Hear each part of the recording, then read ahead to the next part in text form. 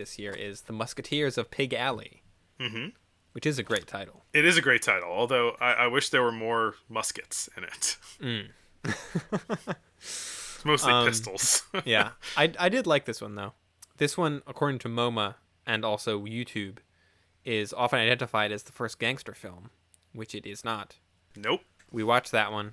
That was The Black Hand in 1906, directed by Wallace McCutcheon. It is interesting that both that film and this one were both shot by Billy Bitzer. Oh, really? Yeah. I didn't know that the other one was. I mean, I guess you could call this the first gangster drama, because The Black Hand was a comedy about gangsters. Was it a comedy? I mean, kind of. Well, okay. It certainly wasn't as, like, dour and dramatic as DW likes to get, but I feel like the kind of bumbling gangsters in the Black Hand, where, like, you know, their writing's all scribbly because they're stupid, and you know, they get caught by a trick of people hiding in a fridge with a big window in it. Yeah.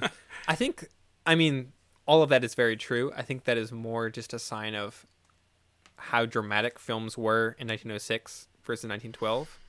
Yeah. Yeah, you might be right about that. This one's got kind of, not a convoluted plot, but it all comes together nicely at the end. But in the middle of it, I was like, where is this movie going? It involves a married couple living in like a tenement building in New York City, which that stuff is kind of cool. Like seeing a contemporary depiction of like poor housing in New York City. Yeah.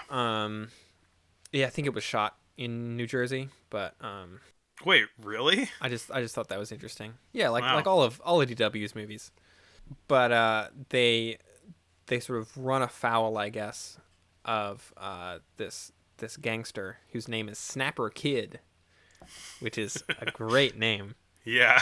And there's this whole thing where like Snapper Kid is like trying to put the moves on the wife, but then she pushes him away. But then like Snapper Kid later saves her from getting drugged in the gangster hangout bar.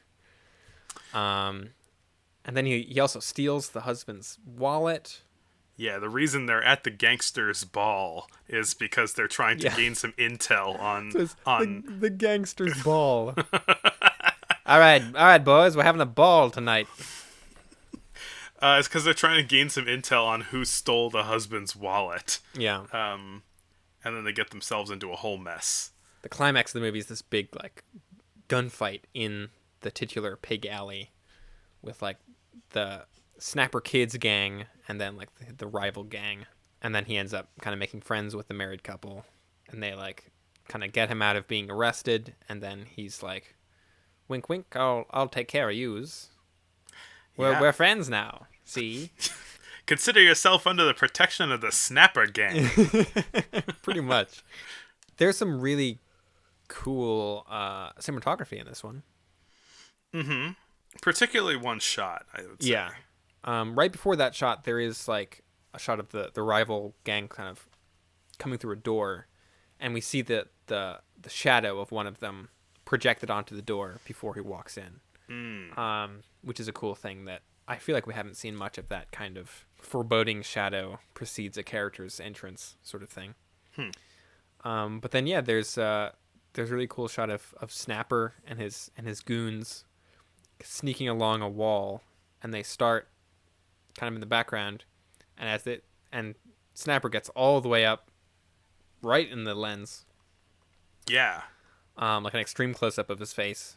And we get I don't think the first, but probably the most noticeable like focus shift in a As movie. he gets closer to the camera, you mean? Yeah. Yeah. So Yeah, it looks good. Neat. Yeah. This is also a movie by with the wife is played by Lillian Gish. Oh, right. She's about to pop off. She and her sister are going to be real big. Yeah. Her sister also appearing in this movie as an extra. Oh. That apparently it was a big deal. There's a scene when Lillian Gish is exiting her apartment building and walks past another woman on the street, and they kind of look at each other. And apparently people who saw this movie was like, who is that other gal? And then it was like, oh, it's their sister.